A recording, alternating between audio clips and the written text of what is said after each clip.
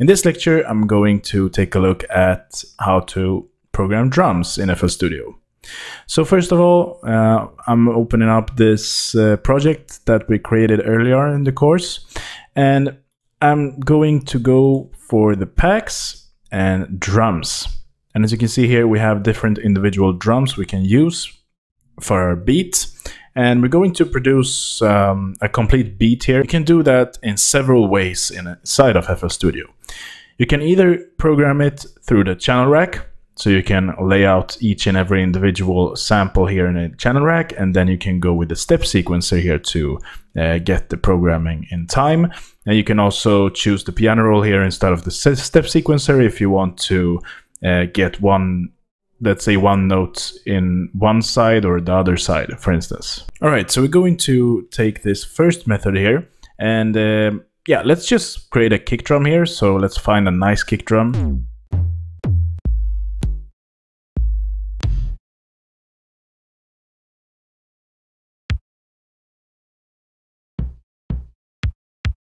Let's take this one. So I'm going to create just a basic kick drum pattern here. I'm going to lower the tempo a bit to 120 BPM. All right, so now we have our kick drum. I want to have a hi-hat as well. So let's choose a close hi-hat for now. Let's use this one. And we can do it like this, or we can just go and fill each 8 steps, or actually fill each 2 steps.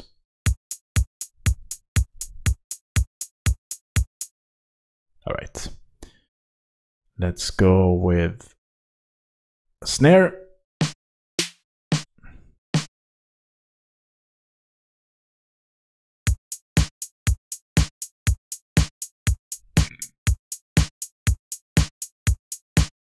And there we have our very, very simple basic beat here.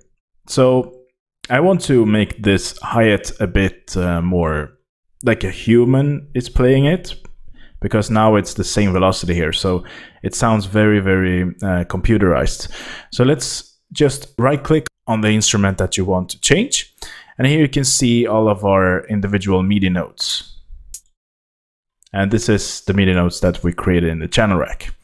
So here you can also see the control, and you have the note velocity enabled here. So I can just take each and every single note here and just lower the velocity a bit like this. And you can see each and every single marker here is corresponding to the note that we have here. So let's say that I create a note here. You will see that it actually created a note here as well in the control bar. So let's take a listen to it now. I think it's maybe too low in volume.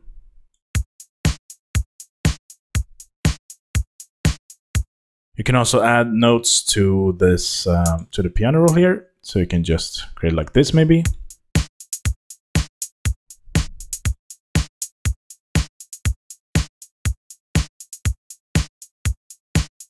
You can also hold Shift and just scroll with the mouse to get the note a bit of for the side. So you can see here.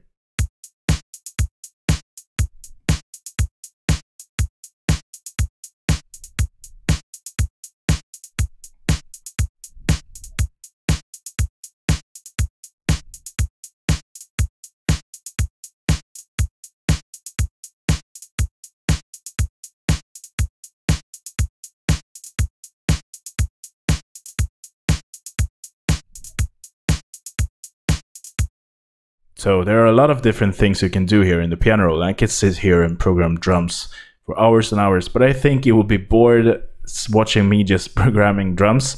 So I just want to show you how to do this very, very quickly within the step sequencer and the channel rack. So as I explained before in the channel rack video, you can also go here and create the same thing here with the velocity. And you can also see the piano roll by just clicking here instead of the step sequencer. There are some different ways as well you can do it. So instead of going with the channel rack here, you can just close the channel rack here and just drag in the different individual drums into the playlist immediately.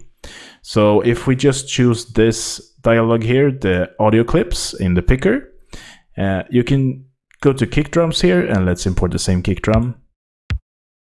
So we want it to be in the kick drum section, and we really have to zoom in right now. So let's do that. Let's go back here. Okay. So now we have a kick drum, and now we can just pan it out like this. And this is way too zoomed in, so let's do it like this instead.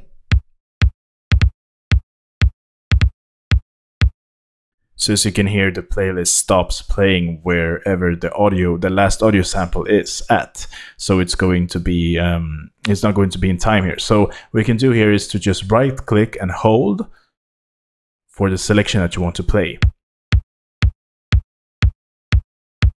And it will loop that section. So yeah, this is what you want to use when creating drums in this view here. All right, so now let's go for an hi-hat, and let's go for the close one. Same thing goes here. And now it can get a bit complicated if you have a lot of sounds which is very close to each other, but you can do with this. And you can see that the velocity is now the same. So if you want to lower the velocity, you actually have to go inside one of each and every single audio file here and lower the volume a bit. And you can see all of this are now linked to each other because we created the same. We actually just having the same audio file playing here. So I can't really do that as well. But what I can do here is to make unique as sample. And now we have a new sample here. So as you can see, it's number 2 and number 3, as you can see.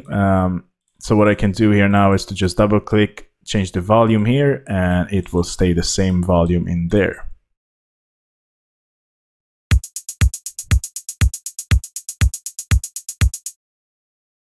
All right, so let's take the next element here, and we're going to use the snare. So it puts our snare there.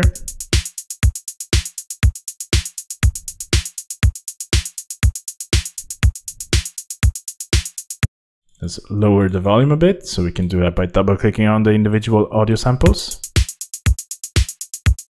Let's do the same thing with the hi-hat.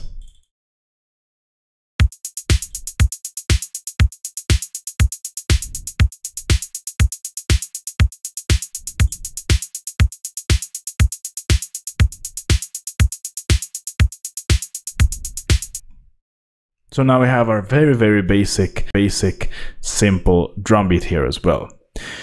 There is one more method you can do. You can program your beats in FL Studio as well. And that is to use it with a plugin. So let's go back to the channel rack here and let's create a new plugin. I'm going to use the FPC plugin here. And here you can see this is like a drum machine. So there are already loaded up sounds here. And what you need to do here is to program the drums with the piano roll. So you can just go to FPC here, piano roll, and here you can see all of the individual drum sounds. So what you want to do here is to, we have to zoom in a bit first. Let's create that a bit bigger and use pattern.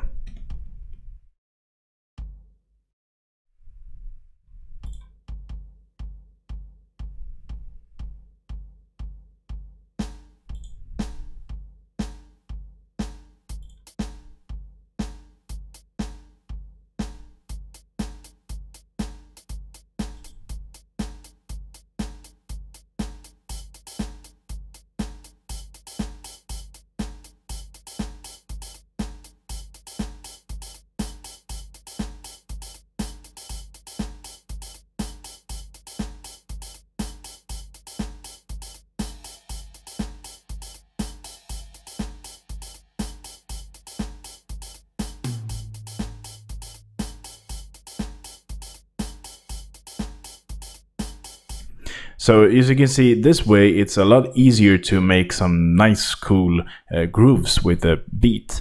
So I rarely use the FBC method, kind of drum machine method with the piano roll. What I use most often is to just take audio samples and lay them out in a playlist like this, and then just select them all and copy them over to where I want them to be in the track, basically. So you can do it all these different ways. I think you should try all of these 3 different ways to create beats. What I mostly often use actually is to just take loops that are pre-made, so pre-made drum loops, for instance, and then cut out the different individual elements. So you can do that as well. I'm going to show you one of the drum loops that I use. Let's say here we have drum loops that comes with FL Studio.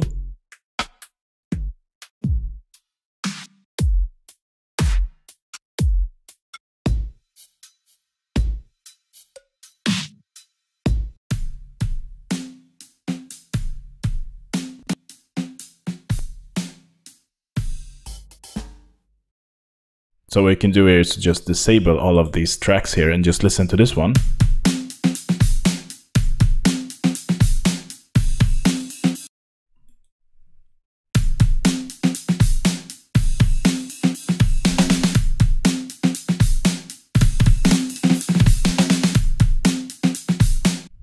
Do now with this drum loop is to select the slicer here, and we can slice whatever we want. So let's say that we just want the kick drum here. Let's go back to the draw tool. So now we have a kick drum like this.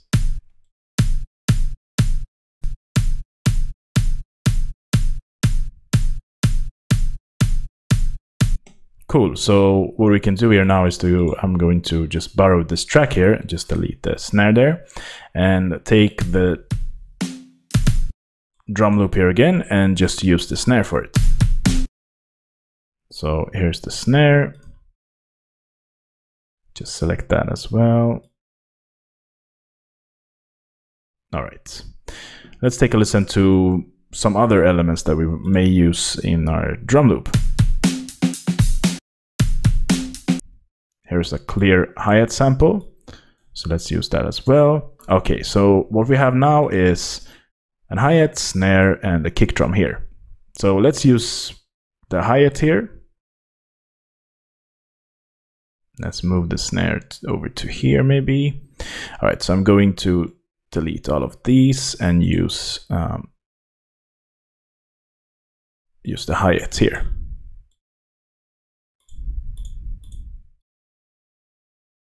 And we're going to use the snare here.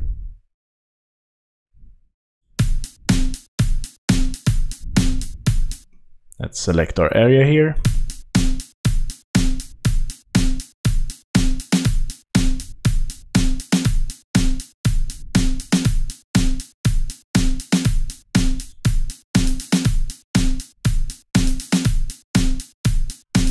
So you see how easy it is to just take a drum loop, an existing drum loop, and remake it to your own. Because now it sounds very much different from the original drum loop, but still you use some very nice high quality samples in there. And you can get inspired by just importing an existing drum loop and extracting it like this. And it works very, very easily. And I really love FL Studio about this, that the slicing functions and the different functions to just export different elements from a drum loop and just having it in like this is very, very nice to have. And you can see now how important it is to just have these different pre-made tracks here in the playlist, because now you can use them for the drums, for instance. Of course, you can use it in the empty track section here, but now we have them organized. So it's very easy now to have our drum loop like this. And yeah, it's very nice to work it like this. Alright guys, so I hope you learned a lot with this video, and I see you in the next lecture.